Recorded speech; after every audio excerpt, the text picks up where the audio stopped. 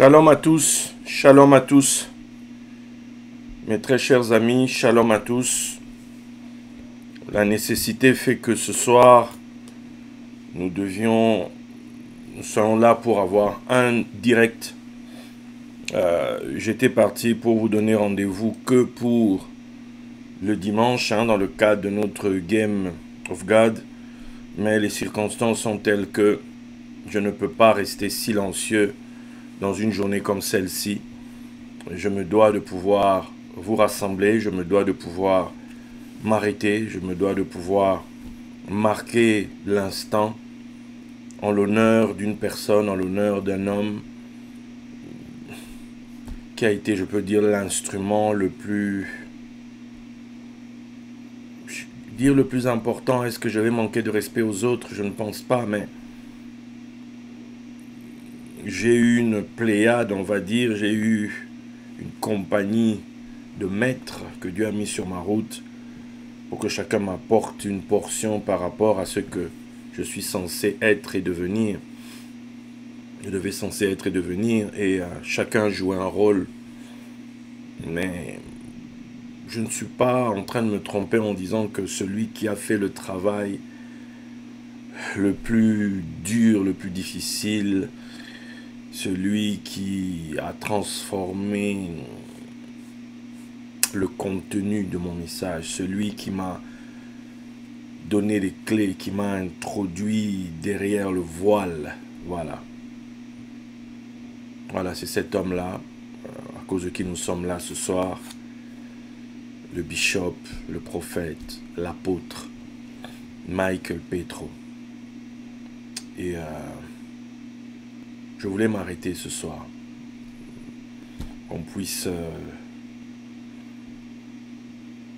nous remémorer un peu cet homme, que je vous parle un peu de lui, et parce que c'est comme ça, ce sont les lois de l'esprit.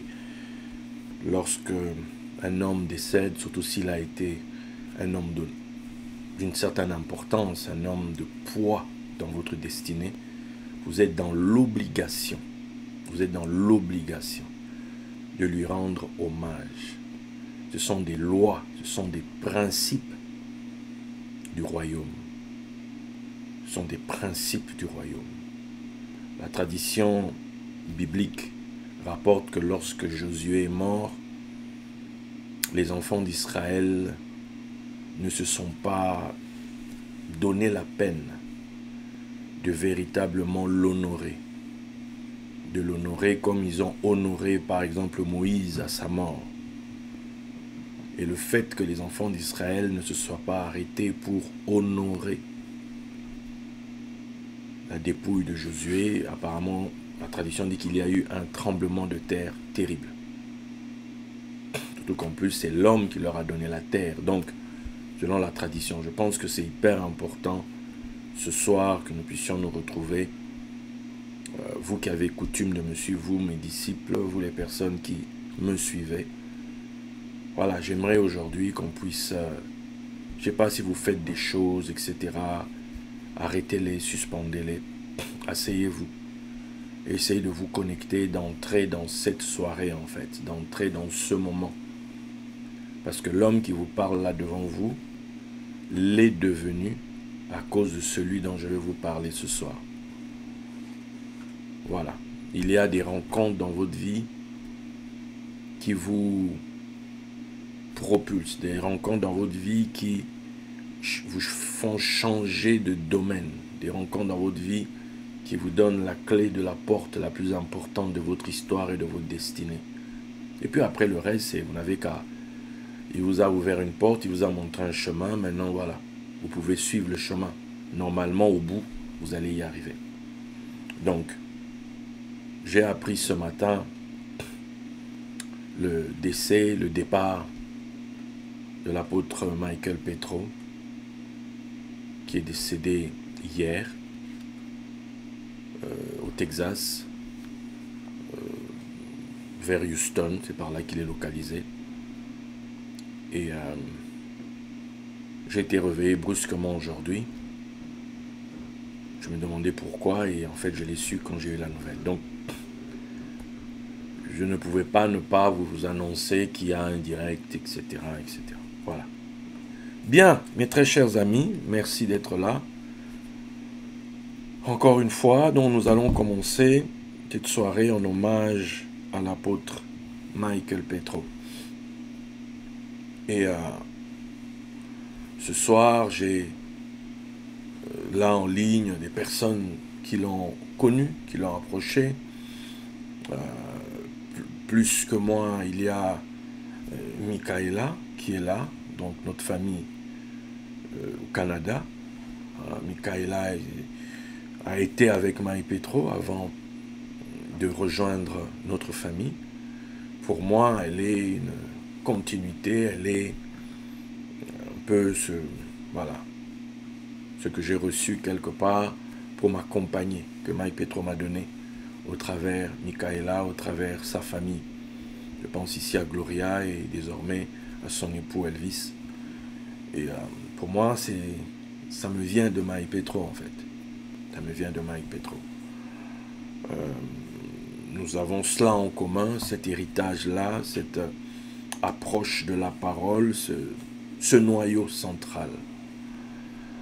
Voilà, vous avez ce que justement Michaela a écrit. Il a fait l'Australie, il a fait la Papouasie-Nouvelle-Guinée, la France, le Canada, les États-Unis bien sûr, le Ghana.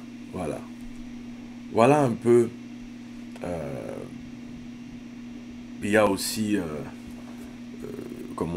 ce cher prophète Jérémie Samuel, hein, qui est aussi là, qu'il a aussi connu en Belgique, voilà, quand il est allé dans ses derniers voyages. Donc je pense dans la liste, il faudrait rajouter la Belgique aussi, puisqu'il a fait la Belgique aussi. Donc, Mike Petro, comment ça commence? Qu'est-ce qui se passe? Il faut vous remettre dans la perspective. Je viens d'avoir 30 ans. Ok, je viens d'avoir 30 ans. On a fait mon anniversaire avec mon équipe d'alors, ici à la maison. On m'a soufflé mon gâteau, etc. Voilà, je venais d'avoir 30 ans. J'avais une église, hein, voilà, avec mes gens, voilà. On avait nos programmes de prière, on avait... bref, on avait une église, il nous manquait plus que la salle, en fait. On se réunissait chez l'habitant, voilà. Donc je fête mon anniversaire, nous sommes dans un cycle de prière. Et moi, j'avais reçu à cette époque-là, nous sommes en 2002, il faut savoir que j'étais allé en Côte d'Ivoire, on m'a oint en tant que prophète par l'archevêque Émile Léon de Côte d'Ivoire.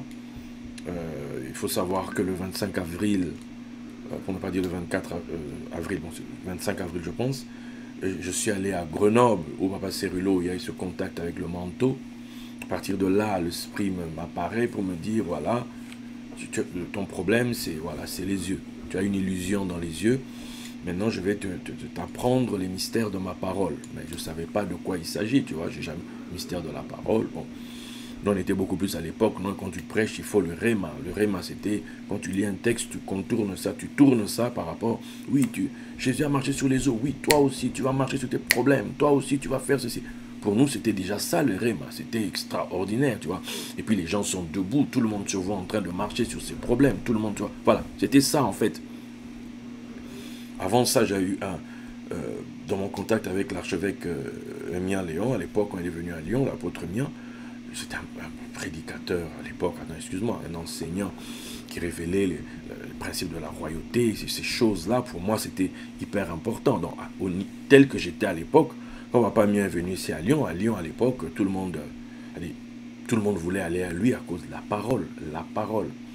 Je l'ai fait écouter ma première prédication, mon premier séminaire, l'enseignement que j'ai donné à mon séminaire, premier séminaire de Lyon. Il s'est endormi devant la télévision, la honte que j'ai eue ce jour-là. Mais quand il s'est réveillé, il m'a dit, tu sais, tu dis des choses bien, mais tu ne sais pas comment les dire. Donc voici une personne qui s'est assise pour la première fois de sa vie, pour moi en tout cas, quelqu'un s'est assis pour me cadrer en termes de la forme de la prédication. Comment on prêche. Tu peux avoir des bonnes choses à dire, mais si tu ne sais pas prêcher, si tu ne sais pas comment parler aux gens, tu ne sais pas emmener ton message. Ça aussi, on l'apprend en fait. Ça aussi, on l'apprend. C'est pas que tu te lèves un matin, tu vas faire toi-même. Non, on apprend ça.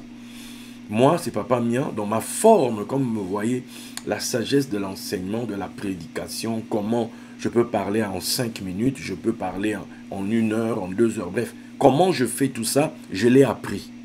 Si vous voulez savoir qui me l'a appris, c'est l'archevêque Mia Léon. Je le dis tout le temps, voilà. Donc j'ai appris ça de lui. J'ai pris ça de lui. Ok? Bon. Maintenant, ça c'est la forme, c'est le contenant. Maintenant, l'histoire du contenu. Tu dis bien, mais tu vas dire quoi aux gens? Qu'est-ce que tu vas apporter aux gens? Donc, là, le Seigneur me dit qu'en fait, j'ai un problème avec mes yeux, j'ai une illusion dans les yeux. Les choses ne sont pas comme je pense. C'est quoi ça? C'est quoi? Pourtant, je lis la Bible, pourtant... Déjà là, je pensais que j'étais un peu dans un esprit de révélation, puisqu'on disait que je prêchais bien. Dans l'église que je dirigeais, quand on avait nos cultes, il y avait des moments, la puissance de Dieu, les gens tombaient par terre, voilà, donc c'était... Je suis allé en Côte d'Ivoire, dans une église de 2000 personnes, les gens étaient par terre, c'était, je posais tes mains sur toi, tu tombes, etc. Parce qu'entre-temps, j'ai eu la bénédiction aussi de l'archevêque Kankienza Albert, tu vois. Donc, j'ai eu des portions comme ça, et tu peux croire, en fait, qu'à cause d'une manifestation que tu vis, la bénédiction que quelqu'un t'a donnée, tu penses que tu es bon, en fait. Ah ben non, tu n'es pas bon du tout. Et le Seigneur te dit, mais voilà, je fais quoi? Je pensais que je devais voyager, aller quelque part, et puis je sens dans mon esprit, non, reste là. Normalement, à l'époque, j'avais un genre de révélation par rapport au timing, comme un type de calendrier, et puis je me disais, par rapport à ce fameux calendrier, telle période ici, normalement, il doit se passer un truc. Quoi, je ne sais pas, mais je vais attendre cette période. Donc, je n'ai pas bougé, je suis resté ici. Et là, mon frère et ami, vieil ami de longue date, hein, de Lyon, le prophète Ézéchiel, connu sous étant le prophète Félix Pan de Côte d'Ivoire, que j'ai rencontré à Lyon en 95. Voilà, le prophète Félix Pan avec son épouse Magali, qui est une chantre du Seigneur, voilà, hors pair. Maintenant, il dirige une église à Clermont. Ils sont à la tête d'une grosse structure au niveau international. Donc, lui, il était allé à Montélimar, parce qu'il faut rajouter maintenant autre chose. À Montélimar, à l'époque, il y avait un grand mouvement de réveil. Ce grand mouvement de réveil était dirigé par l'évangéliste international Michel Chevalier, d'origine canadienne, qui était venu s'installer en France avec toute sa famille pour faire l'œuvre de Dieu. Et Dieu les avait installés dans le sud de la France, à Montélimar. Et il organisait des réunions de réveil. C'était, comme on dit, un revivaliste. Voilà. Et il organisait des réunions de réveil. Ça drainait des gens de toute la France. Les gens venaient de toute la France à Montélimar pour être dans les réunions que Michel Chevalier organisait. Parler de la gloire. Il y a eu des pointures hein, qui sont allées là-bas, des hommes qui avaient des charismes, qui avaient des dons spéciaux. On parle de la poussière d'or, on parle des paillettes d'or, on parle du mouvement de la gloire, des David Herzog, on parle de plein de personnes qui allaient dans ces réunions. Donc, dans le milieu dit français, Michel Chevalier, voilà, les églises n'appréciaient pas trop, hein, il faut le dire, mais les gens qui avaient faim et soif voyageaient, prenaient des trains, prenaient les voitures, des avions, et ils allaient parce qu'il y avait des réunions qui pouvaient faire 1 semaine, et je pense même des fois 2 semaines. Bon. Et il y avait des orateurs qui débarquaient des États-Unis, qui débarquaient de tel endroit, qui débarquaient. Et un jour, parmi eux, il a aussi fait venir Mike Petro. Donc, Mike Petro débarque à Montélimar. Et Félix, mon cher ami, le prophète, à l'époque pasteur, va débarquer lui aussi là-bas. Il va assister à l'une des réunions. C'est tellement fort ce qui se passe. Mike Petro, et puis apparemment Mike Petro il dit qu'il a une parole pour les hommes de Dieu, donc il veut venir parler à la ville de Lyon. Entre-temps, il a dû faire un crochet à Bordeaux, et il est revenu. Et entre-temps, Félix appelle les pasteurs de Lyon, et il m'appelle aussi. Voilà, qu'on puisse venir, tout ça. Je dis, bon, ok. Je me dis, n'est-ce pas là, là maintenant nous sommes, je pense, nous sommes dans le mois de juin. Nous sommes dans le mois de juin, donc mon anniversaire vient de passer. Pardon, mes 30 ans, voilà, je suis dans ma 30e année. 30e année, hein, vous pouvez voir symboliquement dans la Bible ce que ça peut signifier. Donc, l'année du Lamed, voilà, j'entre dans mon Lamed, l'année de l'instruction, Mike Petro débarque. Et je vais chez Félix et il se met à parler. Il se met à parler, il parle et puis il se met à faire des démonstrations. Et sa démonstration phare à cette époque-là, c'était celle-ci. Voilà. C'était, il montrait la croix dans le tabernacle. Ok? Il montrait la croix dans le tabernacle. Donc, il mettait les chaises dans l'église, pour montrer aux gens ceci. Il expliquait ça. Ok? Donc, nous avons l'arche de l'alliance, là. Nous avons le chandelier à 7 branches. Nous avons la table des pains de proposition. Ici, forcément, je veux dire plutôt là, il y a l'autel des parfums. Ok? Ici, il y a la cuve d'airain. Et là, il y a l'autel de bronze d'airain de sacrifice. Ok? Alors ça, c'était le truc tout à fait révolutionnaire où il révélait. Donc, son message, il était parti de Matthieu 13. Pour moi, quand tu me parles de Mike Petro, si vous me voyez un jour, j'ouvre la Bible. Je suis dans Matthieu 13. C'est-à-dire que là, j'entre dans le feu même qui m'a brûlé. C'est avec ça que je vais vous brûler ce jour-là. Parce que pour moi, c'est le feu originel. C'est Matthieu 13. Pourquoi leur parles-tu en parabole? Ça ne leur a point été donné de connaître les mystères du royaume. Je dis, c'est quoi ça? Pourquoi je n'ai jamais lu ce verset? Pourquoi je ne l'ai jamais compris? C'est-à-dire qu'ils ont des yeux, ils ne voient pas. Ils ont des oreilles, ils n'entendent pas. Eyes to see. Ears to hear. Ça, c'était son truc. C'est-à-dire qu'ils n'ont pas des yeux pour voir. Ils n'ont pas des oreilles pour entendre. Ils n'ont pas un cœur pour comprendre. C'est quoi cette affaire? C'est-à-dire que pour la première fois, tu te dis, en fait, je prêche la parole. Se pourrait-il que je raconte des bobards? Se pourrait-il que je raconte n'importe quoi aux gens? Et c'est ça qui fait mal. Parce que quand il s'est mis à expliquer son truc, à un moment donné, il y a des pasteurs qui se levaient, qui sortaient. Parce que qui supporte qu'on lui dise que ce que tu racontes, c'est des bobards? Qui supporte qu'on lui dise que ce que tu dis là, c'est pas ça? Bah, tu dis que non, moi je lis la Bible. Hein. Tu veux me dire quoi? Je suis pasteur depuis 20 ans, je suis pasteur depuis 30 ans, je suis... etc. C'est-à-dire, il ne faut pas venir me mélanger. Moi j'attends, Jésus revient, je dois partir. Non. Attends. Et ça, c'était Mike Petro. Donc, en fait, et puis, quand il finit, du moins pendant que ça chauffe dans la salle, et l'esprit qui me dit dans mon cœur, c'est de ça dont je te parlais. Ah, donc, maintenant je reste calme pour essayer de suivre, pour essayer d'écouter cette histoire qui était en train, il était en mode en train de nous chicoter, mes amis. Et Mike Petro, quand il parlait, et puis, attends, le mec c'était un grand, bien, comme on dit les Amerlocs, là, voilà, bien truc. Donc lui, il ne faut pas venir, on va se battre. Hein. Ah non, parce que même dans la chair, il va te mettre minable. Hein. Il peut te mettre minable même dans la chair comme ça. Donc, tu avais plus tendance à l'écouter respectueusement. Hein. Voilà, à moins d'avoir un esprit qui se manifeste comme ça s'est fait à Saint-Étienne. Un esprit a commencé à vouloir faire crier un gars là, voyez pas qu'il vous embobine, voyez pas qu'il vous dit n'importe quoi, voyez pas que c'est une secte. Là, attends, et vous êtes là, vous ne dites rien. Et lui, il dit, mais c'est quoi cette histoire? Alors là, lui aussi, il élève la voix. We are ready to fight. We are ready to fight. Attends, for the Lord, etc. Attends, c'était chaud. Le gars, on l'a fait sortir de la salle, etc. Et le truc a continué. Bon. Avant d'arriver à Saint-Étienne, donc le fameux soir, quand il termine, moi je vais le voir. Parce que j'étais dans une méditation personnelle depuis quelque temps auparavant, et j'attendais. Et là, j'attendais quelque chose. j'avais cette parole du Seigneur là, où il disait dans Malachie, je vais envoyer mon messager devant toi afin qu'il te prépare le chemin. Avec moi, quand je vais le voir à la fin, je lui dis, je sais qui tu es.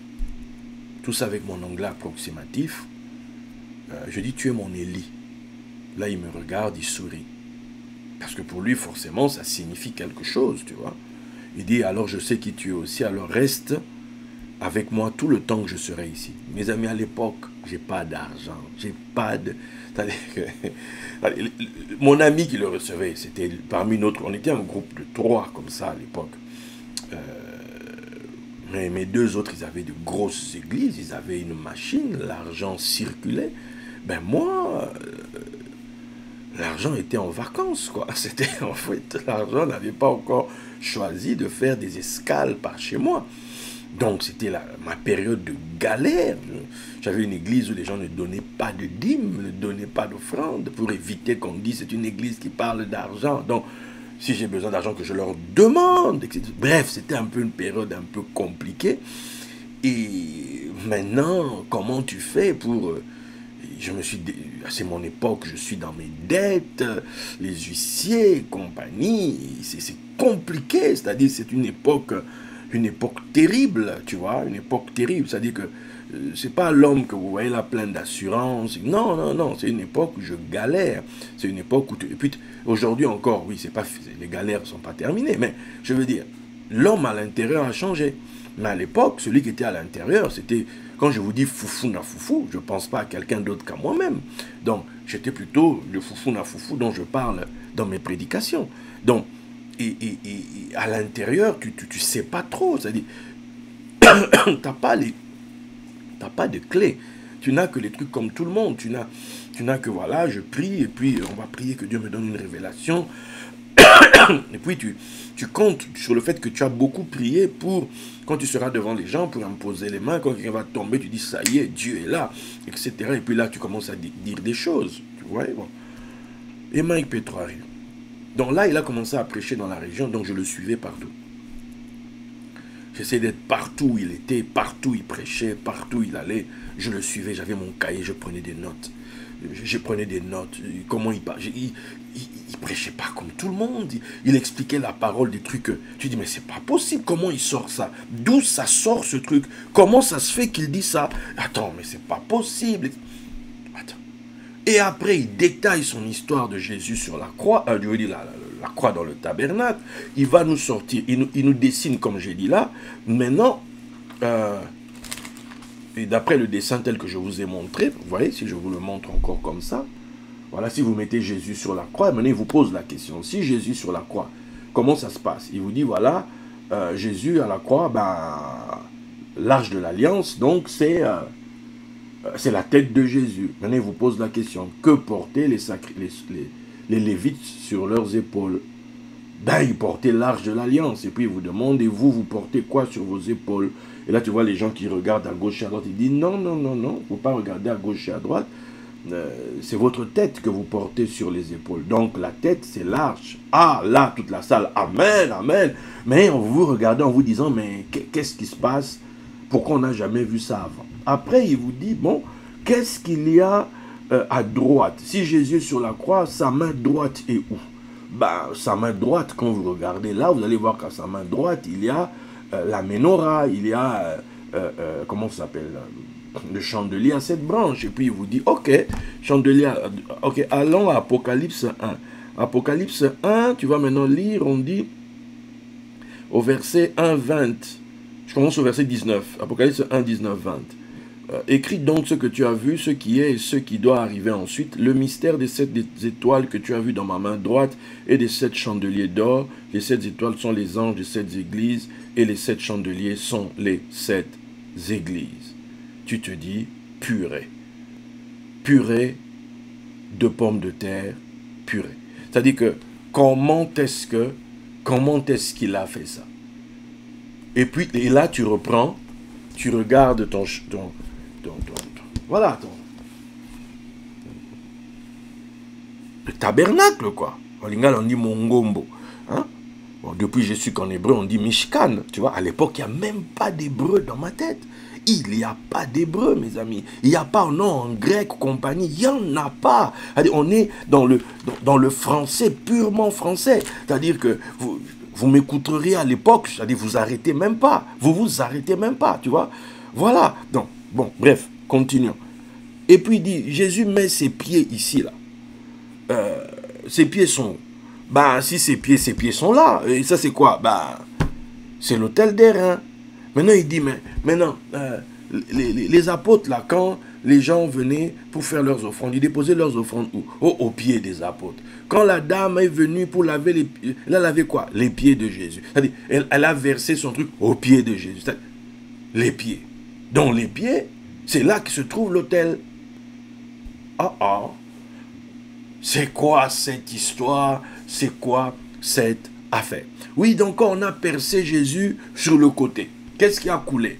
Ben, ce qui a coulé du côté, c'est de l'eau et du sang. Bon, maintenant il vous dit la cuve ici.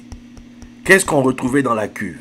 Ben, la cuve, c'était là où il y avait de l'eau, mais c'était le lieu où tous ceux qui venaient faire des sacrifices ici, donc où il y avait du sang, ils venaient se laver là. Donc ici, il y avait de l'eau et du sang. Attends. Voilà ce que Mike Petro est venu avec ici à Lyon il y a 22 ans, mes amis. C'est-à-dire que, et pas qu'à Lyon, dans les églises partout où il allait, il expliquait ça. C'était la base. C'était la base. Tu vois? Et moi, en fait, ben, j'ai commencé à suivre ça. J'ai réalisé qu'il y avait, c'était ça que Dieu voulait que j'apprenne. Donc, qu'est-ce que j'ai commencé à faire? Quand on se retrouvait dans notre église, ou bien quand je faisais des visites chez les gens qui venaient prier avec nous, ben, j'ai commencé à expliquer ça. J'essayais de leur montrer moi aussi, voilà, j'étais dedans, parce que je voulais comprendre, je sentais qu'il y avait un truc, je poussais à toutes les portes, si on peut dire, je me disais, il y a quelque chose là. Et puis un jour, j'allais donc à l'église là, ça m'a pris dans l'ascenseur, en fait, parce que je réfléchissais sur ce truc. Et puis la pensée me monte, mais au fait la croix, pour y être attaché, il te faut quoi? Il te faut des clous. Je dis, bah oui, il faut des clous. Maintenant la question c'est, maintenant les clous c'est quoi?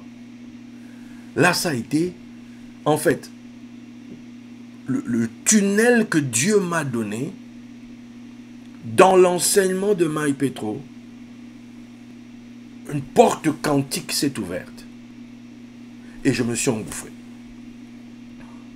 La porte quantique pour moi, dans l'enseignement de Mike Petro, qui me fait basculer maintenant sur le chemin, il fallait maintenant que je suive. C'est juste la compréhension des clous. C'est bien, on a la croix, mais pour y être attaché, il faut des clous. Et les clous, ça m'a emmené dans le fameux Ecclésiaste 12, verset 13.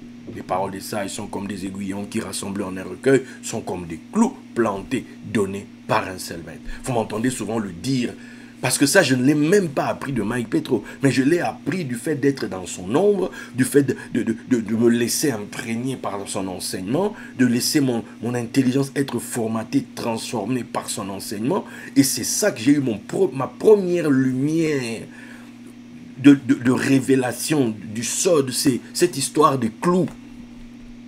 Donc quand j'en parle, c'est comme une propriété privée en fait. C'est quelque chose, j'en parle, je sais que je ne l'ai pas reçu comme on dit, non, c'est une révélation qui est montée et puis paf, ça a été mon point de départ à moi aussi dans la dimension du sod. Et bien sûr, il y a ce qui s'est passé quand on est allé à Saint-Étienne. À Saint-Étienne, j'ai dû y aller, je pense, j'ai dû aller 2 fois, 2 ou 3 fois, je ne sais plus, mais je sais qu'il y a un jour, le jour où il a prié pour nous, en rentrant en cours de route, il y a cette vision que je vous raconte, où j'ai vu le ciel s'ouvrir, et puis j'ai vu le toit de la voiture, heureusement je ne conduisais pas, de Papa Maïs à s'ouvrir, j'ai vu ma tête, mon cerveau s'ouvrir, et puis j'ai vu une main qui descendait du ciel, une main avec une robe blanche comme ça, et la main était fermée, elle descendait vers le véhicule, et plus elle descendait, donc ces choses se sont faites, tout s'est ouvert, et la main s'est ouverte à son tour, et j'ai vu une graine. J'ai vu une graine. Cette graine, elle est tombée au-dedans de moi. Cette graine est tombée en moi. J'ai crié. Parce qu'en fait, quand cette graine est tombée en moi, tu vois, c'est comme une semence en fait. Qui est tombée. Graine, semence, c'est le même mot. Qui est tombée en moi. Elle vibrait en fait. Elle était elle vibrait au-dedans de moi. C'était inversé. C'est un verset biblique, j'en parle très souvent, etc., qui est tombé en moi, en fait. Un verset vivant, une parole vivante. Cette graine que j'ai reçue au contact de cet homme. Et lui le disait, parce que quand on s'est revu plus tard, et quand je lui ai montré, parce qu'il est revenu après 2002, donc il est parti, il est allé prêcher à Paris. Nous, on a pris la voiture pour le suivre à Paris, pour suivre son enseignement là-bas. Le jour où on arrive, on est arrivé, il terminait son enseignement du premier soir. Normalement, c'était un séminaire de 3 jours ou 4 jours. Mais le premier soir, l'église l'a dit non, ils ne veulent pas. Non, c'est quels enseignements ça? Ce sont des enseignements, je ne sais pas de qui. Bref, ils n'ont pas voulu, ils l'ont viré, en fait. Donc, nous, on arrive, il n'y avait plus de séminaire. Le séminaire s'est arrêté. Je dis, ah bon, donc... il a dit, vous êtes venu, on était venu pour te suivre. Ah bon, donc il s'est assis, parce qu'à Lyon, il faut dire les choses. Moi, j'étais... je pesais rien du tout, en fait. En termes de thunes, excuse-moi, je pesais que dalle. Je ne pouvais même pas venir dire que... Donc moi, je suppliais qu'on accepte ma petite offrande, tu vois. Je suppliais qu'on accepte le peu que j'avais. Parce que c'est tout ce que je pouvais proposer à l'époque, tu vois. Mais j'ai compensé autrement. J'étais présent dans tous les cultes. Quand Paris, les gens de Lyon sont restés à Lyon, mais moi j'ai pris la voiture, je suis allé à Paris. C'est là qu'il m'a regardé différemment. Il m'a dit, mais tu aimes cette parole? J'ai dit, ben oui. Et je lui ai expliqué un peu mon parcours. Je lui ai expliqué ce que Dieu m'avait dit avant qu'il n'arrive. Il m'a regardé et m'a dit, ah, si c'est ça que tu veux, sache ceci. Que soit les gens t'aimeront totalement, soit les gens te haïront. Il n'y a pas de demi-mesure avec les mystères. J'ai dit, il n'y a pas de problème. I'm ready. Pour le coup, to fight, I don't know, mais I'm ready. Donc, et il m'a dit, Dieu va t'ouvrir une porte, genre à Paris, etc. Tout ça. Bon. Maintenant, ce qui fait que je vais rencontrer des gars sur Paris. Je veux penser que c'est ça, ça y est, ça commence. Donc, on va faire ce fameux séminaire, cette fameuse soirée ou de dédicace par rapport à la France, etc. On dressait un hôtel. Et là, je vais voir cette fameuse vision. On va me dire, toi monte, eux qu'ils retournent. Tu vois? Toi monte et qu'ils retournent. Donc c'est là que j'ai perdu mon église. Bon. Mais, ça c'est la nuit du 16 au 17, après ma conférence à Paris, à Saint-Denis. Et le 17 août, sous les coups des 19h et quelques, 19-20h par là, j'étais en train de me reposer. Et là, il y a cette fameuse vision où je suis emmené devant l'hôtel. Et il y a un ange qui est là. Et il n'est pas commode, hein, c'est un ange, comme lui, je l'avais expliqué à lui-même. Il m'a dit que c'était l'ange du jugement. Parce qu'il était là, il y avait le feu qui était là. Il a pris le feu, les charbons ardents, et il me les a déposés ici. Et j'ai vu ce feu entrer en moi, donc dedans de moi maintenant commençait à crépiter. J'étais bourré d'épines et je ne le savais même pas. Je venais de faire une grosse conférence, crier sur les gens dans la salle là-bas, genre sur le peu que j'avais compris. Hein, dites-vous bien, Mike Petrosé, le mois de juin, début juillet. Moi, je fais ma conférence à Paris le 16 août. Bon, rien que cette période-là, j'avais déjà eu l'histoire des clous. Donc, je vais parler là-bas comme le gars qui a trouvé le Graal, quoi. C'est-à-dire que j'ai compris, j'ai désormais la science infuse. Donc, je crie sur les pasteurs parisiens. Si vous m'écoutez, pardonnez-moi les gars. Ah, bon, il y a prescription quand même. Hein. Il y a prescription, ça fait 22 ans. Attends. Je me suis fait brûler. Tu vois? Et lui m'a dit c'était le jugement. Et si vous lisez 1 Corinthiens 3, on dit ceci. À partir du verset 12. Or, si quelqu'un bâtit sur ce fondement, c'est-à-dire Jésus-Christ, si quelqu'un bâtit, non, je commence au 11, car personne ne peut poser un autre fondement que celui qui a été posé, savoir Jésus-Christ. Or, si quelqu'un bâtit sur ce fondement avec de l'or, de l'argent, des pierres précieuses, du bois, du foin, du chaume, l'œuvre de chacun sera manifestée, car le jour la fera connaître, parce qu'elle se révélera dans le feu. Et le feu éprouvera ce qu'est l'œuvre de chacun.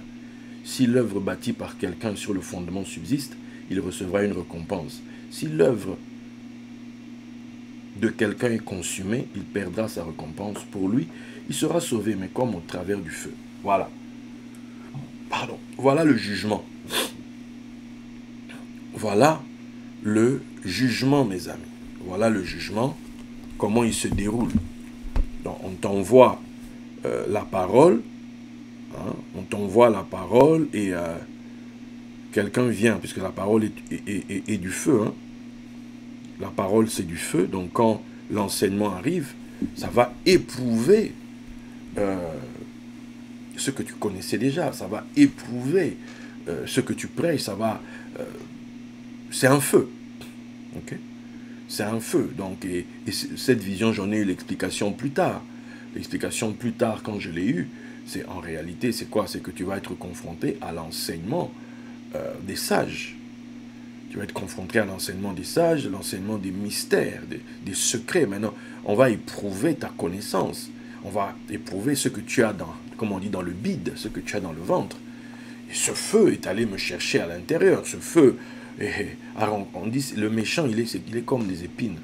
Tu vois, il est comme des épines. L'épine ne produit rien. Ça ne produit aucun fruit, les épines. Tu vois. C'était le jugement, en fait. Mike Petros a été mon juge. Tu vois, ça a été mon juge. Il a jugé mon ancien monde. Il a jugé l'ancien Alain. Il a jugé cet ancien prédicateur. Il l'a jugé. Tu vois. Il a relâché le feu sur lui. Et le feu, je suis revenu de Paris avec une vision. J'étais cramé. J'étais cramé. Tu vois, j'étais cramé. Là, je ne suis pas noir, là. Non, j'étais cramé. Tu vois. Et tu arrives à la maison, tu ne sais plus où tu habites. Et ton église, les gens se barrent, plus personne ne vient. Et puis on te dit de les laisser. Donc, c'est comme ça. Ma première église s'est fermée. Tu vois, ça s'est terminé. C'était la grande action qu'on a fait, le grand baroud d'honneur, c'était cette action qu'on a fait sur Paris. Mais après, c'était fini. C'était terminé. Tu vois. Donc, quand je vois un peu, après les étapes, comment des gens qui peuvent partir, etc., dans le parcours, c'est pas étonnant. Vous voyez? C'est pas étonnant. Si vous subsistez toujours, vous bénissez le Seigneur, en fait. Parce que vous avez été qualifié pour la prochaine étape. Vous avez été qualifié pour la prochaine dimension. Si vous regardez le Mike Petro lui-même, il a fait la Pennsylvanie, après il est allé, je pense, au Texas à un moment donné, après il est allé en Californie, à un moment donné il a même fait l'Australie pendant toute une époque, après, à la fin il est revenu au Texas, à Houston, tu vois. Et il y a eu différentes équipes autour de lui, parce qu'il y a eu beaucoup de tumulte, il y a eu beaucoup... Partout, vous voyez qu'il y a un combat pour le voile, un combat où on doit déchirer le voile, mes amis. Ce n'est pas facile, parce que là, on est véritablement au front. C'est le front du ministère, c'est là. C'est là où ça se joue, en fait. Parce que quelqu'un doit percer, doit avoir la révélation de la parole, quelqu'un doit percer les choses, quelqu'un doit pouvoir... C'est pas évident. En même temps, tu dois gérer des gens qui, eux, ont une toute autre mentalité, qui, eux, viennent avec l'esprit des églises, qui, eux, viennent avec l'esprit qu'ils ont besoin que Dieu les bénisse, que Dieu fasse ceci, Dieu fasse cela. Toi, maintenant, tu es entre les deux, donc tu dois en même temps. Tu sais que si tu vas totalement dans ton monde des secrets et personne ne reste, donc tu dois équilibrer ta balance. C'est pas facile. Mais en même temps, tu dois rester avec ton message, tu dois rester communiquer aux gens ton enseignement. Il n'a pas été compris par beaucoup de gens. Parce que son ministère au début, c'était forerunner. C'est-à-dire le précurseur, celui qui court avant les autres, celui qui court pour montrer le chemin. C'était ça au début quand je l'ai rencontré. Et que même Michaela connaît, etc. Donc c'est celui qui court avant les autres. C'est-à-dire les choses que lui va voir devant. Les choses qu'il va revenir vous dire. Vous ne savez pas. Vous n'avez jamais vu ça. Vous ne savez pas comment c'est. Lui-même, on n'a pas quelqu'un qui est là, qui connaît les choses dont il parle. Donc, c'est compliqué. Il est dans un milieu, c'est les États-Unis. Les États-Unis, les choses de Dieu, c'est un business. Les choses de Dieu, tu as les méga church, tu as ceci, tu as cela. Donc, lui, avec son message qui va totalement à l'inverse, dans le sens contraire des autres. Donc, il doit faire face à toutes ces machines qui sont là. Donc, c'est pas facile. C'est pas du tout, ça n'a pas été facile pour lui. Moi, je suis aujourd'hui dans la position qui est la mienne aujourd'hui. Je peux vous dire, je sais ce que c'est. Tu as un message, tu sais que c'est ça le message. Et tu sais que les autres qui sont là, ils sont en fait dans du vieux vin, et qu'ils doivent se renouveler en fait. Mais ils ne veulent pas se renouveler. Un, parce qu'ils ne le savent pas. Deux, parce qu'ils ne le veulent pas non plus. Parce qu'ils connaissent le prix du changement. Le prix du renouvellement signifie que tu te dépouilles de la gloire que tu avais au préalable pour maintenant accepter le leadership d'un autre. Tu viens te mettre au pied d'un autre. D'où, c'est pour ça que les gens tuent les prophètes. Parce que le gars qui dit, mais attends, tu te prends pour qui? Tu veux venir là, comme les gens sont tranquilles, les gens vivent leur life, toi tu viens leur dire que c'est pas comme ça. Tu veux que ça soit comment alors? Maintenant, quand tu vas leur montrer, ils t'auraient dit, ah bon, ça doit être comme ça. Ok. Ils te zigouillent, toi. Maintenant, ils s'approprient ton message et ça devient le leur. Mais le problème, c'est que quelque part, il y a un problème là. C'était lui le porteur, c'est pas vous. Donc, il fallait vous mettre derrière lui pour le suivre. Donc, c'est pas facile en fait. Donc, quand tu es tout seul face à la multitude, tu dois te battre. Et cet homme, il a été brave, sincèrement. Il a été brave. Forcément, hein, il y a toujours des choses, il y a toujours des couacs là où des humains sont, il y a toujours des choses où on ne se comprend pas. On ne va pas se comprendre pour telle chose. Ou bien lui, dans son leadership, il y a une manière qui va exercer son leadership. Quand vous regardez tous les grands que vous voyez sur la terre, dans le milieu des chrétiens, ou même dans les milieux des... Partout, là où il y a des grands, il y a toujours des sujets de scandale. Pourquoi? Parce qu'il y a ceux qui ne sont pas d'accord avec leur leadership. Il y a ceux qui disent non, nous on n'est pas d'accord avec ça. Et lui, il faut qu'il puisse imposer, il faut qu'il continue d'avancer parce que tant qu'il vit, Dieu est avec lui pour confirmer sa parole, pour être de son côté. Il y aura des Myriam qui ne seront pas d'accord, des Aaron qui ne seront pas d'accord, des Corée qui ne seront pas d'accord. Il y aura même ceux qui ont raison en fait dans ce qu'ils sont en train de dire là. Tu vois, il y aura des Ananias et Saphira qui vont mourir dans ta présence. C'est-à-dire que, imagine à l'époque de Pierre, on vient te dire qu'à l'église Ananias et Saphira, les partenaires, ils sont morts. Et c'est Pierre même qui a parlé, ils sont morts. Essaye d'imaginer l'église, comment elle était au début. On a une image des choses, mais en réalité, qui de vous voudrait dans une église comme ça? Où quelqu'un a voulu donner son offrande comme lui-même voulait donner. Et puis on lui a dit, mais pourquoi tu as fait ça? Tu n'aurais pas dit... Et puis il est mort à cause de sa propre offrande, parce qu'il a mal fait les choses comme on avait demandé. Toi, tu iras dans une église comme ça. Toi, tu vas rester dans une église comme tu ne vas pas rester. Hein. Si tu restes, tu vas commencer à venir là vraiment en ayant peur. Parce qu'il ne faut pas que je fasse n'importe quoi, je peux clapser ici du jour au lendemain. Voilà. C'était ça l'église primitive. Et Mike Petro, dans sa logique de leadership, il parlait beaucoup de l'église primitive. Dans le déploiement au fil des années, parce que j'ai un peu suivi sur son site, il a beaucoup parlé de l'église primitive, des pères de l'église, les origènes, les ceci là. Il est beaucoup allé dans ces directions pour montrer aux gens comment l'église primitive gérait les mystères, comment, voilà. Ça c'était Mike Petro. Il est revenu en 2007, le week-end où Sarkozy a été élu président. On était avec lui ici à Lyon. Ma petite soeur qui l'a interprété chez le président Hubert, là, à Vaux-en-Velin. Je l'ai raccompagné à la gare, je me souviens, c'était à Perrache. Il a pris son train, il est parti. Après, on s'est revus en 2009. C'était chez le bishop Claudio Agostini à Bruxelles. J'y suis allé, je lui ai apporté mes cahiers pour lui montrer, parce que les enseignements qu'il avait donnés en 2007, quand je les ai réécoutés, j'avais acheté tout le set des cassettes. Et là, j'ai commencé à entendre qu'il expliquait « The rabbi say », les rabbins disent ceci, in Hebrew. Attends. Moi, j'étais hyper content parce que ça, c'était en 2007. Entre-temps, on m'avait emmené par l'esprit dans la dimension de la Torah, début 2005. Donc, j'avais commencé à étudier la Torah, j'avais commencé à comprendre des trucs, etc. Et puis, quand je l'écoute en 2007, quand j'écoute les enseignements qu'il avait donnés à Montélimar, parce que j'y étais allé aussi, c'était juste waouh, quoi. Là, maintenant, j'avais commencé déjà. C'était les tout débuts. 2007, on a commencé 2006. Bon. 2009, donc il vient à Bruxelles, j'emmène mes cahiers. Et là, je lui montre, avec mon anglais, Jean, je commence à lui montrer, regarde ce que j'ai vu ici, regarde là, regarde ici, regarde. Et là, il me regarde, il dit, je ne comprends pas tout à cause de la langue, mais ce que je peux voir et comprendre, c'est que Dieu t'a visité. Et je ne croyais pas que Dieu allait visiter la France. Pour lui, la France avait raté la semence du sod. avait raté la semence du royaume là, dont il parlait. Il ne croyait pas. Et là, il m'a dit, je vois que Dieu t'a visité. Vraiment, va de l'avant. Il m'a béni, tout ça. C'était 7 ans après notre première rencontre. Et c'est là, en fait, c'est 2009.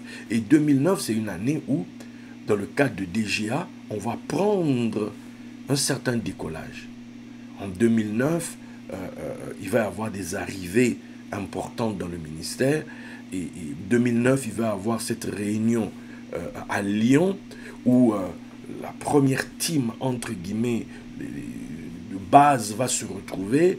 Et puis 2010, il va y avoir...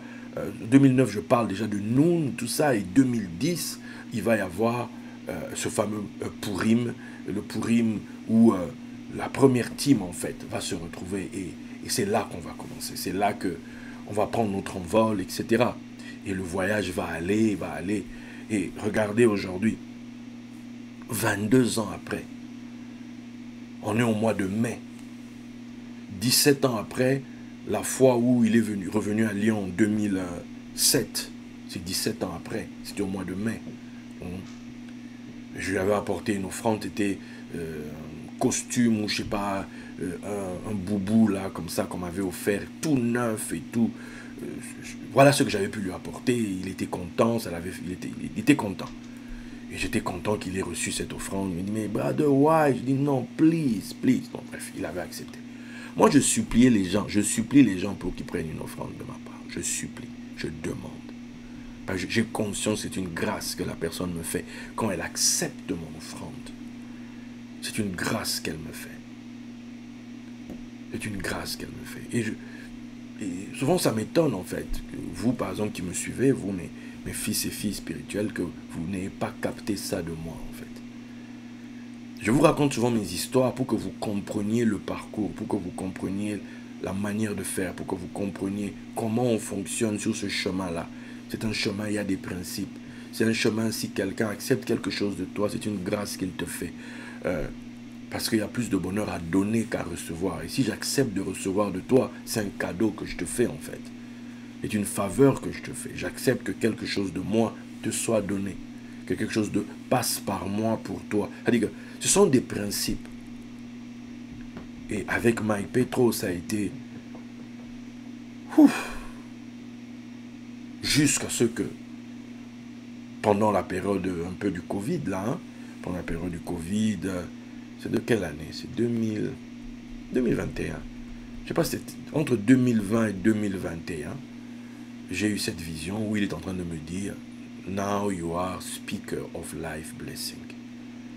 Maintenant, tu es un speaker. Hein.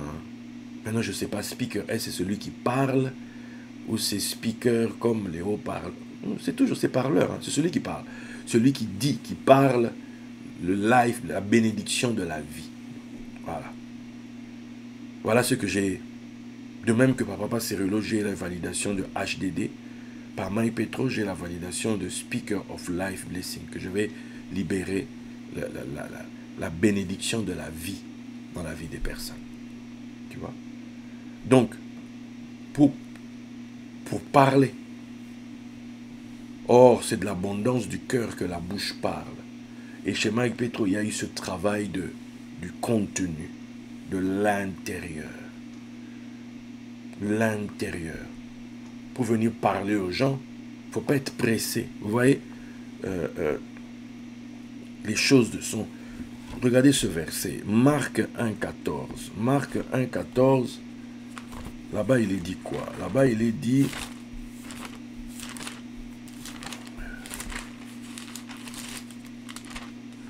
Après que Jean eut été livré, Jésus alla dans la Galilée, prêchant l'évangile de Dieu.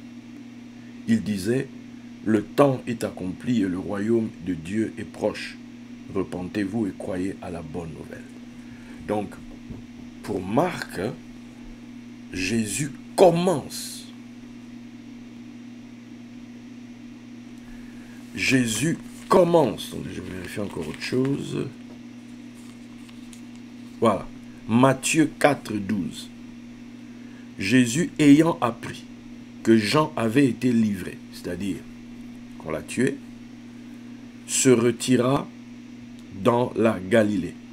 Il quitta Nazareth et vint demeurer à Capernaum, situé près de la mer, dans le territoire de Zabulon et de Nephtali, afin que s'accomplisse ce qui avait été annoncé par Ésaïe le prophète. Le peuple de Zabulon et de Nephtali, de la contrée voisine de la mer, du pays au-delà du Jourdain et de la Galilée des païens, ce peuple assis dans les ténèbres a vu une grande lumière, et sur ceux qui étaient assis dans la région et l'ombre de la mort, la lumière s'est levée. Dès ce moment, Jésus commença à prêcher et à dire, « Repentez-vous, car le royaume des cieux est proche. » Vous voyez? Dès ce moment, quel moment? Quand Jean a été livré. Or, quand Jésus parle de Jean, allons dans, puisqu'on est dans Matthieu 11, Matthieu 11, je vais commencer au verset 7 à 15. Comme il s'en allait, Jésus se mit à dire à la foule au sujet de Jean, « Qu'êtes-vous allé voir au désert? Un roseau agité par le vent? Mais qu'êtes-vous allé voir? Un homme vêtu d'habits précieux? Voici ceux qui portent des habits précieux sont dans les maisons des rois. Qu'êtes-vous donc allé voir? Un prophète? Oui, vous dis-je, et plus qu'un prophète, car c'est celui dont il est écrit. Voici, j'envoie mon messager devant ta face, pour préparer ton chemin devant toi. Je vous le dis en vérité, parmi ceux qui sont nés de femmes, il n'en a point paru de plus grand que Jean-Baptiste. Cependant, le plus petit dans le royaume des cieux est plus grand que lui. Depuis le temps de Jean-Baptiste jusqu'à présent, le royaume des cieux est forcé, et ce sont les violents qui s'en emparent, car tous les prophètes et la loi ont prophétisé jusqu'à Jean. Et si vous voulez le comprendre, c'est lui qui est l'Élie qui devait venir. Que celui qui a des oreilles pour entendre, entende. Voilà. Donc vous retrouverez le même texte dans Luc 7, 24 à 35. Les gens aujourd'hui pourront... Vous savez, quand un homme de Dieu meurt, surtout quand c'était quelqu'un qui était au front, qui se battait pour que les gens comprennent qu'il y a un voile. Quand ils lisent les Écritures, ils sont confrontés à un voile. Un homme qui voulait montrer aux gens qu'il faut rechercher the mystery of the kingdom, le mystère du royaume. Un homme qui disait aux gens, vous avez des yeux mais vous ne voyez pas. On n'aime pas entendre ce genre de choses sur nous-mêmes. On n'aime pas que quelqu'un vienne te dire qu'en fait, non, les choses ne sont pas comme tu penses. Ça signifierait quoi? Donc, tu vois, l'autre a dit, mais comment le saurais-je s'il n'y a personne qui m'explique? Ça, c'est l'eunuque éthiopien qui avait l'humilité pour qu'on lui explique. Mais est-ce que les gens aujourd'hui sont humbles? Surtout quand quelqu'un est déjà revêtu du vêtement que je suis homme de Dieu. Je suis man of God. Attends, oh. Tu vois. Je suis homme de Dieu. Moi, à 30 ans, j'avais fait mon premier séminaire 7 ans avant. J'ai fait ma première conférence le jour de mes 23 ans. C'est le jour où j'ai fait ma première conférence au campus de Kinshasa. Affiche, banderole et compagnie. J'ai dit Luc 7, 24 à 35. Luc 7, 24 à 35. Donc, pour moi, 7 ans après cette conférence-là au campus, nous sommes donc en 2002, Mike Petro arrive. Je prêche déjà, je viens de Côte d'Ivoire, voyage de succès en fait, ça a été couronné de succès. Voilà, j'étais confirmé homme de Dieu, etc. Tout ça. J'ai fait entre-temps, j'avais déjà fait mon premier séminaire ici sur Lyon, j'ai déjà commencé l'église. En 2001, on a eu ce miracle des finances. Vous savez, j'ai arrêté le boulot en 99, donc nous sommes dans la fameuse 3e année. Donc voilà, et quelqu'un débarque comme ça, et c'est un jugement en fait. C'est un jugement. Pour moi, Mike Petro, c'est mon Élie. C'est mon Élie en fait. C'est celui qui est venu marcher devant moi dans la parole. Genre, pose tes pieds ici, pose tes pieds là, pose tes pieds ici, pose tes pieds là. Et quand j'étais en mode équilibre, que je pouvais, j'ai pris la route. C'est ce que j'ai appris, j'ai reçu cette bénédiction de sa part. J'ai reçu cette bénédiction de sa part.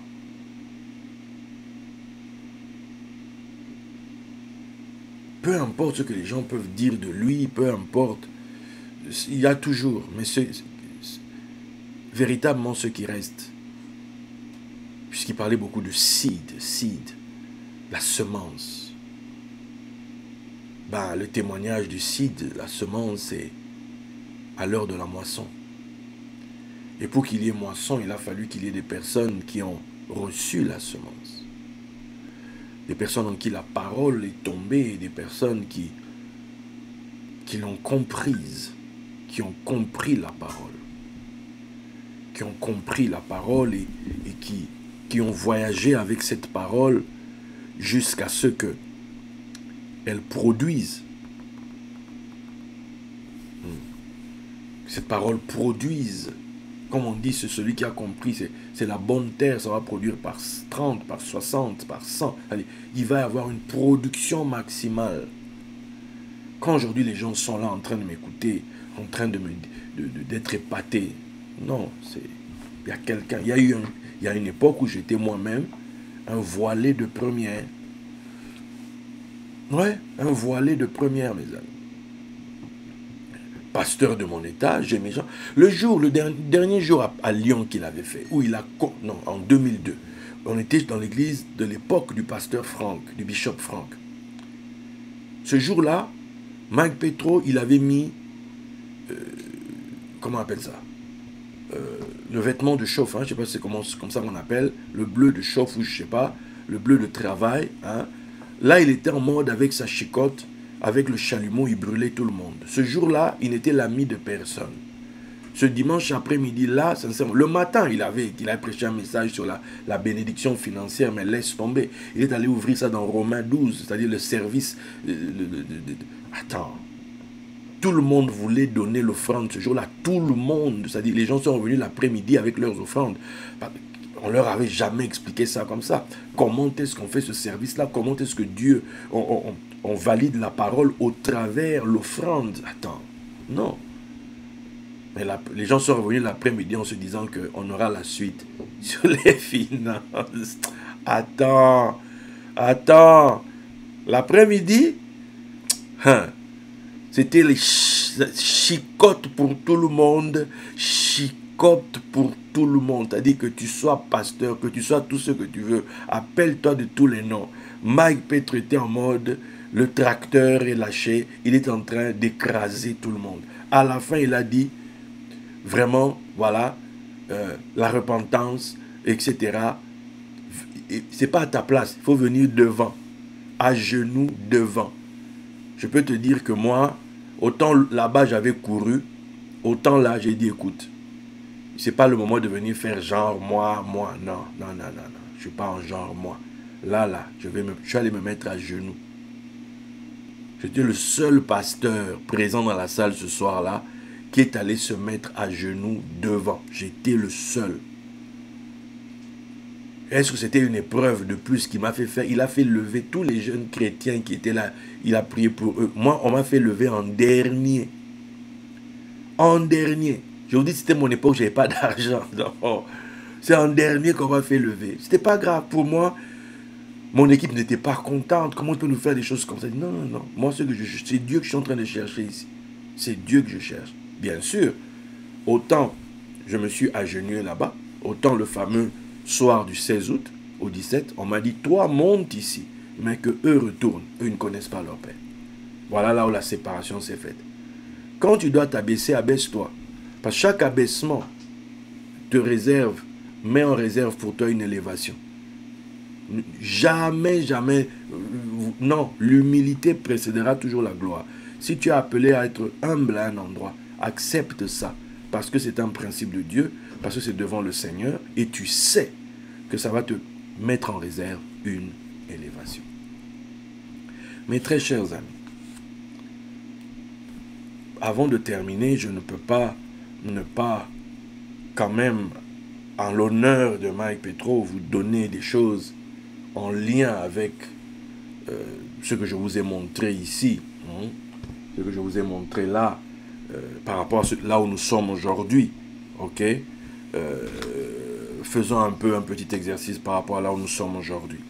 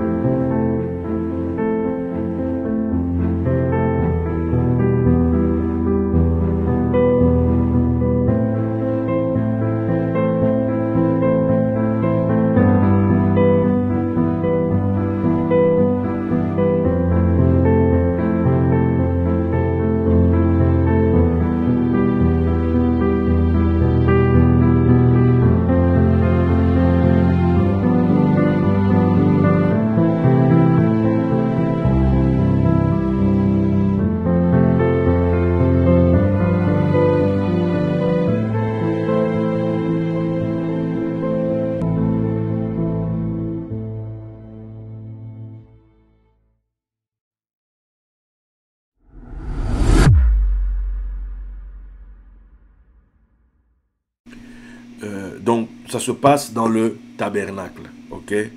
Le tabernacle, dans la croix, dans le tabernacle. Bien, ok. En hébreu, le tseleb dans le mishkan, ok?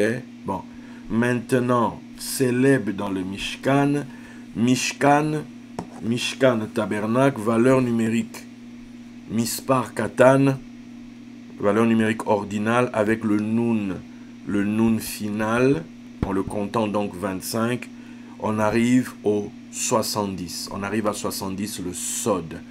Donc, nous sommes dans le secret. Donc, entrer dans le Mishkan, c'était entrer dans le secret. Est-ce que quelqu'un est en train de comprendre? Bah, à l'époque, moi je ne sais pas ça, je ne suis pas au courant. Tu vois, et lui-même à l'époque n'avait pas parlé de ça comme ça. Tu vois, bon, bref. Mishkan 70 sod. Bien. Qu'est-ce qu'il y a là-dedans? Il y a le tseleb, en fait. L'outil pour entrer dans le secret, c'est le tseleb. Tseleb, Betsel à l'intérieur de l'ombre. Voilà, c'est l'outil pour entrer à l'intérieur du tsel, de l'ombre. Mais nous savons aussi que c'est le limoud, l'enseignement, l'étude du 92. 92, ok? Vous vous souvenez de l'enseignement de 92? On en a parlé là dernièrement, où on a expliqué que dans le texte, où on dit que Bereshit, hein, Bara, donc Bara Elohim, donc Bereshit, donc Barashit, voilà, Barashit. On retrouve donc Barashit, donc dans le cerveau, ou Barashit, il a créé 6, tu vois, et quoi? Et 86, Elohim. Donc on retrouve, il a créé le 6 et le 86. Donc le 6, c'est les fameuses couches du cerveau, les 6 couches du cortex là, et le 86, forcément, 86, on se retrouve avec les 86 nerfs du système nerveux central et périphérique. Est-ce que vous voyez ça? Parce que le secret, le fameux Christ, Mashiach, qui doit être formé en nous, Yeshmoar, il y a cerveau. Donc, nous sommes dans le mystère du cerveau, mes amis. Tu vois, ça là, je ne savais pas. Regardez, 22 ans après, le déploiement de quelque chose reçu, il y a 22 ans. Regardez, 22 ans après ce que ça nous a donné. Regardez, 22 ans après ce que ça nous a donné, mes amis. Regardez là où ça nous a emmenés. Et on a parlé l'autre jour. De quoi? On a parlé des 12 pères. Puisqu'on a dit que le secret, donc 70, le 70 est descendu. Dans le crâne, hein, le secret, le crâne, on a expliqué le crâne comme étant Golgotha, donc lié à l'Égypte, hein, voilà. Donc, descendre en Égypte, c'est descendre dans le crâne. Donc, un secret est entré et se trouve dans le crâne. Et on a compris qu'on parle ici du cerveau. Ok? Tout est dans le cerveau. Et on a dit l'autre jour les 52 airs. Donc, on est en présence de Mashiach, en fait. Mashiach, et à l'intérieur, Yeshua, il y a cerveau. Donc, le secret du Mashiach, c'est lié au cerveau, en fait, dans un individu. Parce que l'homme doit découvrir la nature divine au-dedans de lui. Et cette nature divine, ce pouvoir divin, lui est donné au travers son pouvoir de penser. Et le pouvoir de penser passe par le système nerveux. Ok? Ce système nerveux par lequel tu peux mouvoir, tu peux faire les choses et compagnie. Bien. Ça, on en a parlé puisqu'on dit sortir d'Égypte, donc c'est la divulgation de ce secret. Sortir d'Égypte, les 12 tribus qui sortent d'Égypte, qui se manifestent à l'extérieur. Donc c'est le potentiel des 12 nerfs crâniens. On a parlé du nerf optique, on a parlé du nerf auditif, on a parlé du nerf olfactif. On a parlé donc de la tribu de Ruben, la tribu de Shimon et la tribu de Lévi. Donc, comme exemple, et bien sûr, les autres qui suivent derrière.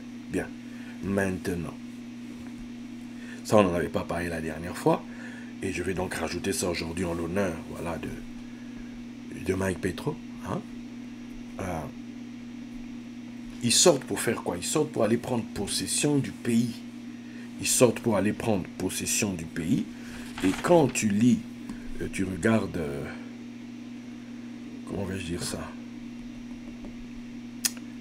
Avant d'arriver là-bas, je vous avais dit par exemple le 86, hein, j'avais dessiné un triangle où au-dessus tu as Elohim, d'un côté tu as Ateva, la nature, d'un autre côté tu as pour le coup l'homme, dans le sens de son système nerveux avec les 86 nerfs. Donc tu vois qu'il y a une connexion entre l'homme que tu es, Dieu et la nature. Donc il y a une connexion entre ces trois-là. Donc il y a un travail à faire à ce niveau-là. Il y a une connexion à faire à ce niveau-là. Vous voyez, il y a une connexion, il y a un travail à faire véritablement parce que la machine pour traiter avec la nature, c'est donc ton système nerveux. Tu es tel que tu penses. Ce que tu crains arrive, ce que tu redoutes t'atteint. Parce que tes pensées jouent comme... ce sont des antennes en fait. Ça émet des ondes, si on peut parler comme ça. Donc, on a besoin que ce potentiel soit... Quelqu'un dit potentiel, dans le pot que j'ai dans le ciel. Donc voilà, on a besoin que ce potentiel soit pleinement libéré, qu'on puisse le découvrir pleinement. Tu vois, qu'on puisse le découvrir véritablement pleinement. Je vais vous envoyer, pour ceux qui sont dans le groupe, une vidéo. Quelqu'un est en train d'expliquer justement que lorsque l'on dit que l'homme n'utilise que 10% de son cerveau, en fait, c'était lié au fait qu'on savait qu'il y avait 10% dans le contenu du cerveau, il y a 10%, ce sont les neurones. Donc les gens se disaient que voilà, on travaille avec 10% à cause des neurones, et que les 90% restants, c'était juste là pour faire genre. Mais en fait, ils ont découvert que non, que les 90% là, les 10% c'est comme des noms. Dans un livre, quand on écrit, il y a des noms. Et puis les 90%, ce sont les verbes, ce sont les adverbes, ce sont tous les autres trucs, les trucs communs. Mais c'est ce qui fait que le livre a un sens, en fait. Voilà, donc les 90% en réalité, c'est ce qui permet aux neurones de fonctionner, ce qui permet aux neurones de faire. C'est-à-dire que quand tu as compris ça, en fait, tu utilises 100% de ton cerveau. Voilà, tu utilises 100% de ton cerveau. Donc, c'est pas comme si... bon, mais comme tu ne le sais pas, et comme tu vis d'une manière séquencée, ton cerveau fonctionne en fonction de ta façon de fonctionner, en fonction de tes raisonnements, tes routines, etc. C'est comme ça que ton cerveau fonctionne. Et en plus, il y a l'hémisphère droite et gauche, tu as l'hémisphère de la logique et l'hémisphère des émotions. Donc, il y a ce principe de dominance des hémisphères.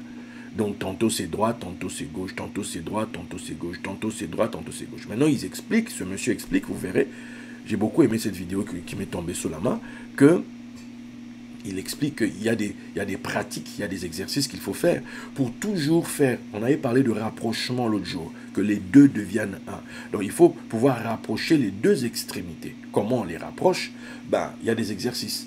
Quand vous faites des exercices comme ça, hop, hop, hop, hop, vous faites passer la droite vers la gauche vers la droite, parce que votre main droite est gérée par votre hémisphère gauche. Votre main gauche est gérée par votre hémisphère droit. Donc, il faut faire des exercices. Il y a des fois, il faut rattacher les deux. Des fois, il faut croiser les jambes. Juste le fait de croiser les jambes et de rester, d'intégrer ça, ça fait que vous faites joindre les deux hémisphères. Ça fait que les deux, l'énergie des deux, en fait, circule.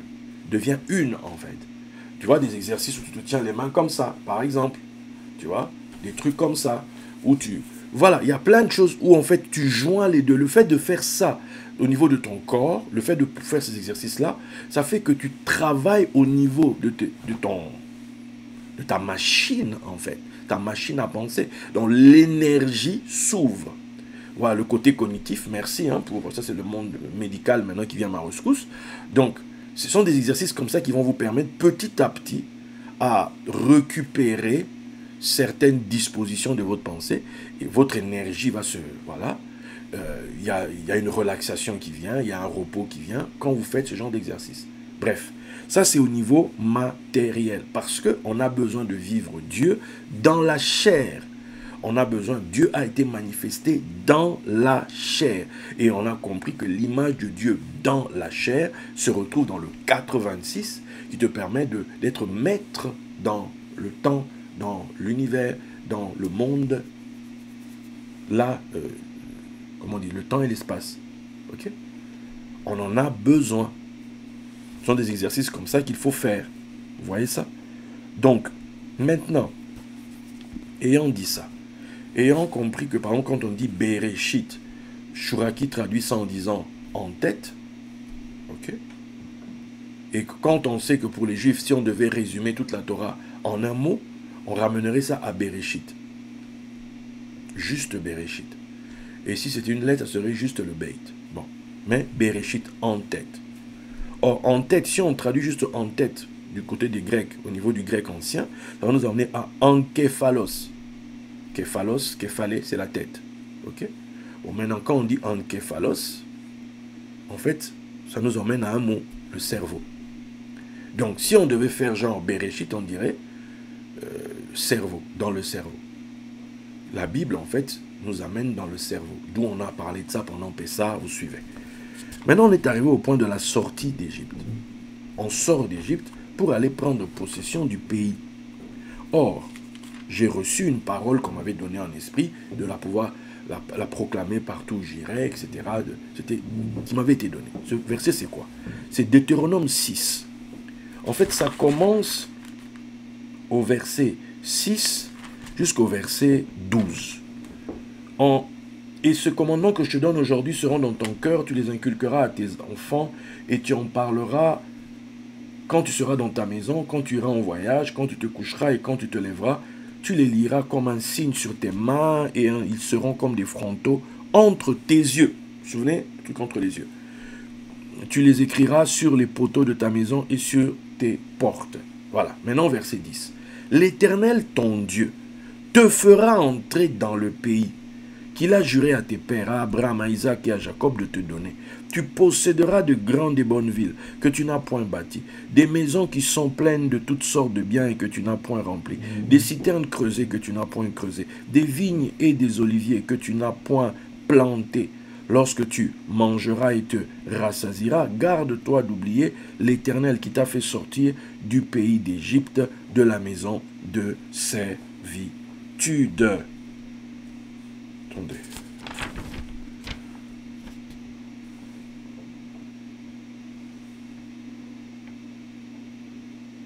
Bien. Donc, on va te faire entrer dans un pays. Déjà, pour y entrer, il faut que tu aies les clés pour entrer. Ça signifie qu'il y a une porte, il y a un point d'accès. On va te faire entrer. Donc, déjà, nous savons que pour entrer, ça signifie que jusqu'à présent, l'autre partie était quelque part mystérieuse. D'ailleurs, il fallait que des gens aillent l'explorer. Hein, voilà.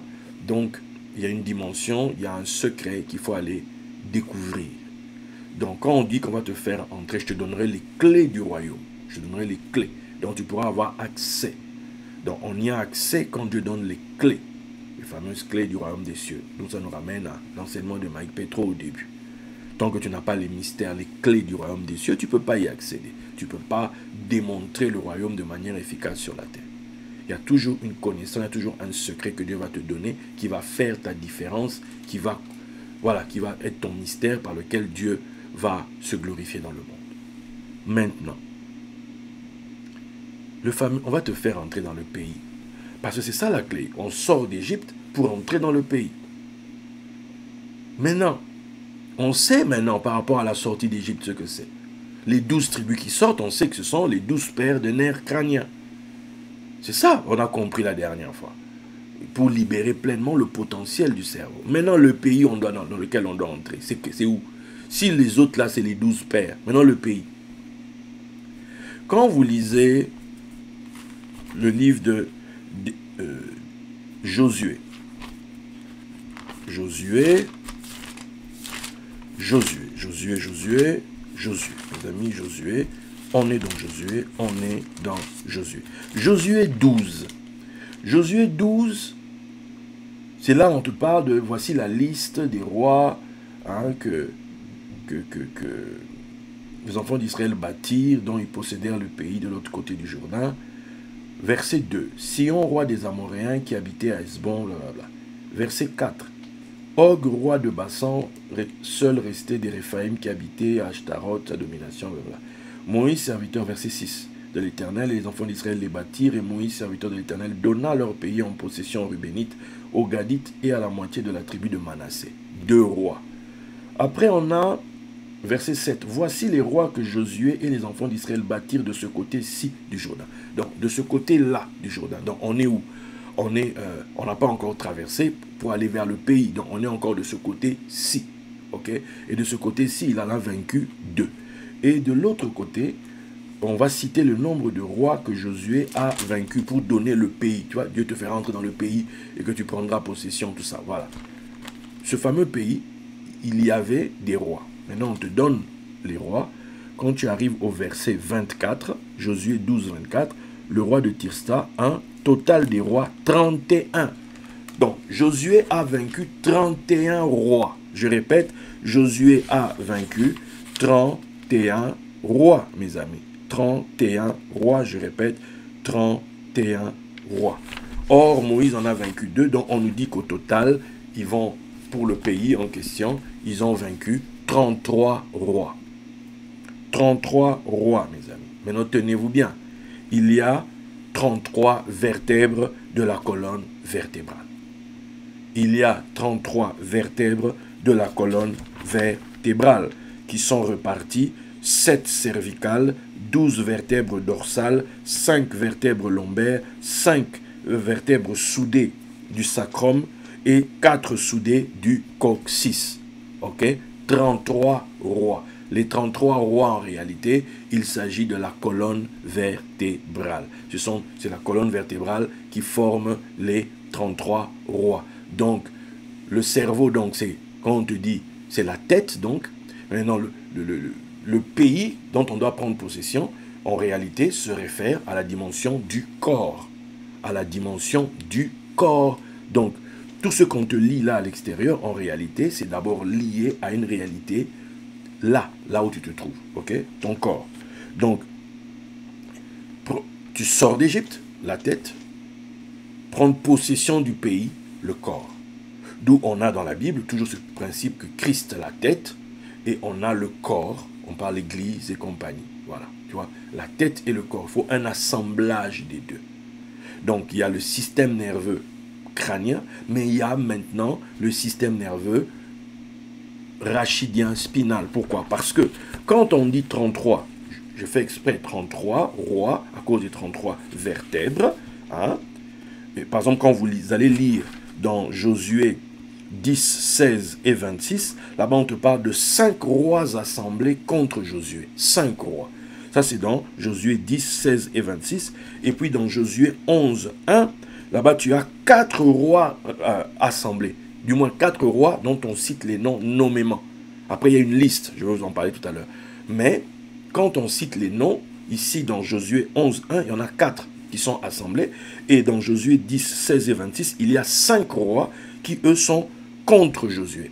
Ben, les 5 rois qui sont assemblés, ce sont les 5 vertèbres du sacrum qui sont soudés ensemble, et les 4 rois assemblés, ce sont les 4 vertèbres du coccyx qui sont assemblés ensemble.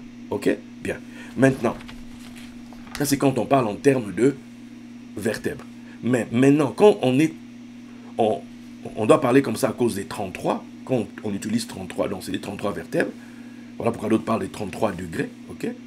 Voilà pourquoi tu verras pendant la période du Homère, on va à un moment donné arriver au 33e Lagba Homère, voilà, ce jour de fête, voilà. Maintenant, quand on parle juste de 31, 31, c'est les 31 pères, quand on dit les rois que Josué va, parce que les 2 autres là c'est Moïse, mais Josué lui-même, le sauveur du corps, le sauveur qui nous donne le pays, la terre, ok, la terre de la promesse, ok, c'est le vainqueur des 31. C'est le vainqueur des 31 qui a vaincu les 31 rois. Or, qui a soumis, on va dire ça comme ça, qui a pris possession des 31 rois. Or, les 31 rois ici, il est question des 31 pères, des nerfs, pour le coup, rachidiens, mes amis. Ok? Donc, là-bas, c'est reparti comment? 8 paires cervicales, donc c'est au-dessus, 12 paires thoraciques, ok? 5 paires lombaires, 5 paires sacrées et 1 paire coccygienne. Ok? Donc, maintenant, dans le texte, ça fait 31 nerfs rachidiens. Dans le texte que je vous ai lu de Josué 11, hein, après qu'on ait les 4, quand vous commencez au verset 2 et que vous lisez, vous comptez le nombre de rois. Rois qui étaient au nord dans la montagne 1, dans la plaine du Haut-Midi de Kinneret 2, dans la vallée 3, sur les hauteurs de Dor à l'Occident 4, aux Cananéens de l'Orient 5, de l'Occident 6, aux Amoréens 7, aux Étiens 8, aux Phérésiens 9, aux Jébuséens dans la montagne 10, et aux Éviens au pied de l'Hermon dans le Mitzpah 11. Donc on en a 11. Là maintenant on nous parle de 11. Ben, les 11 en réalité ce sont les 5 paires de nerfs lombaires, les 5 paires sacrées et les 1 paire coccygienne. Donc les plus basses. Ok? Donc vous voyez que le pays dont on parle, avant d'être un pays visible comme ça, le pays qu'il faut aller conquérir, c'est non seulement tu es sorti d'Égypte, donc des limitations du crâne, maintenant tu dois prendre possession, découvrir le potentiel de tout ce système nerveux qui se retrouve, qui gère en réalité toute cette partie du corps, tout le reste du corps en fait. Et là, ce sont les 31 pères. Vous voyez que la Bible en fait, elle te donne un mystère et t'emmène dans le cerveau. Et pour y arriver, ben, l'outil, c'est la croix. L'outil, c'est l'école des mystères, l'école de ce... Parce qu'il ne suffit pas... Tu vas écouter une vidéo là, comme ça. Quand je peux voir certains, ils écoutent une vidéo et puis ils vont en parler. C'est comme moi. Quand j'écoute Mike Petro la première fois, j'ai commencé à en parler. Mais je n'ai pas compris que derrière, ça m'a ouvert autre chose. Et 22... Regardez là où ça m'a emmené. Au bout de 22 ans, vous voyez l'histoire des 20 ans. La fameuse histoire de 20 ans, 22 ans. Vous voyez un peu le cycle que c'est? 22, c'est quoi? C'est tout l'alphabet. On est arrivé au tav, là. La fin du discours. Ça a pris, regardez le nombre d'années que ça a pris. Regardez le nombre d'années que ça a pris. Regardez le temps qu'il faut pour qu'on retrouve une harmonisation. Regardez un peu le temps qu'il faut. Entre ce que je racontais à cette époque-là et ce que je dis aujourd'hui, on est totalement... C'est un autre monde, c'est un autre univers. Mais il fallait que quelqu'un m'introduise. Il fallait que moi, j'honore celui qui a introduit. Bref, c'est tout un... Il faut comprendre comment les choses se déroulent. Si vous êtes pressé, vous voulez que les gens vous voient, ben, regardez. C'est quand j'apprends la nouvelle, je prie, je veux dire, j'avais fini de prier, déjà pris la nouvelle, et j'ai reprié pour rendre grâce à Dieu et tout ça, et je me suis rendormi. Là, je vois quelqu'un venir vite vers moi et qui me dit, lève-toi. Ah. Et quand il me dit de me lever, et là, il met quelque chose dans ma main. Il écrit dans ma main. Donc, il a mis un signe dans ma main. Il a mis un signe dans ma main. Et après, on m'a pris, on m'a soulevé, on m'a mis au-dessus. Ouais, on a dit quoi? Jésus est entré est allé dans Galilée. On sait que Galilée, c'est le rouleau, mais Galilée, c'est aussi le cercle. On m'a mis au sommet d'une roue. Au sommet. J'étais au sommet de la roue. J'étais assis au sommet d'une roue. Ça, je l'ai eu aujourd'hui. Donc, celui qui a donné la semence, celui qui a donné la parole, celui qui a semé, aujourd'hui, s'est retiré. Ça signifie que quelque chose de nouveau maintenant est release, est relâché. Maintenant, quelque chose de nouveau entre en scène. Quelque chose de nouveau est relâché. Tant que un sacrificateur, un souverain sacrificateur est en fonction, les gens qui avaient des problèmes, les gens qui étaient poursuivis pour certaines situations, avaient le droit de fuir dans ce qu'on appelle des villes de refuge. Et dans les villes de refuge, ils devaient rester là-bas jusqu'à ce que le souverain sacrificateur en fonction meure. Et là seulement, il pouvait sortir. Là maintenant, c'est une nouvelle loi, une nouvelle interprétation qui entre en scène. Donc voilà mes amis, c'est un deuil, un grand homme s'en est allé. Mais c'est un grand homme qui a semé en nous. C'est un grand homme qui a déposé une semence qui a produit du fruit. Et c'est maintenant le temps d'une nouvelle génération. C'est maintenant le temps d'une nouvelle dimension. C'est-à-dire, c'est du Mike Petro, point 1 ou point 2 ou 2 points. Vous voyez ce que je veux dire? Évolution. Voilà, évolution. Une évolution du message, l'évolution du message qui a été vécu. Parce que ce n'est pas juste que j'ai entendu que je parle, non, c'est quelque chose maintenant qui a été vécu de l'intérieur. Parce que la parole devient vivante en vous quand elle a pris vie en vous. Pas juste quand elle est une information et que tu as entendu, tu vas parler. Non, elle n'a encore rien fait. Cette parole n'est pas morte en toi. Cette parole n'a pas libéré son parfum de mort. Et on dit qu'il faut qu'elle meure. Tu vois, elle n'a pas encore fait ce travail au-dedans de toi.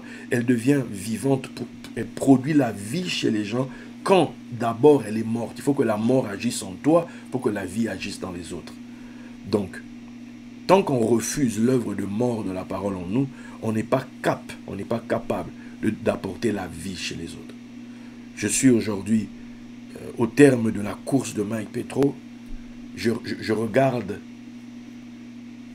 il y a 22 ans, quand j'avais 30 ans. Là, dans quelques jours, je vais avoir mes 52 ans. Âge hautement messianique. Et je me dis, waouh, il y a 22 ans de course avec le SOD, en fait. 22 ans de course avec le SOD. Je ne parle même pas d'avant, quand j'ai quitté mon boulot, parce que là encore, ça va nous amener, c'est la 25e année, ok? Mais, donc, il y a eu 3 ans de galère intense, jusqu'à ce que, paf, que le SOD vienne à moi, ok? Il a fallu persévérer 3 ans. On est en mode grande tribulation. Vraiment, voilà. Il ne fallait vraiment pas manquer de vigilance pour le coup. Et je suis allé quand Mike Petro est venu. J'ai pris le train en marche ce jour-là. Et voilà où je suis aujourd'hui. En vérité, le seul témoignage qu'on peut laisser d'un homme de Dieu, d'un ministère, c'est juste ça. Tout le reste, oh, il était passé ceci, tel avait dit ça. Non. Parce que quand vous regardez bien, vous allez voir qu'à un moment donné, les gens ne voulaient pas se soumettre. Parce que c'est juste ça en fait, c'est juste ça. La relation, il faut transmettre une semence. Et pour qu'une semence soit transmise, il faut qu'il y ait un principe mâle et un principe femelle. Donc il faut qu'il y ait un principe de dominant et un principe de dominé. Il faut qu'il y ait un principe de supérieur et un principe d'inférieur. C'est l'inférieur qui est béni par le supérieur. Donc maintenant, qui va accepter d'être inférieur? Qui va accepter d'être au service? Qui va accepter? Voilà, c'est juste ça. Et tant que quelqu'un accepte, ça se passe bien. Le jour où quelqu'un dit « j'en ai ma claque », ça part en sucette. Donc, et là, tout devient mauvais, la personne est mauvaise, etc., etc., etc. Vous voyez? C'est juste comme ça que ça se passe.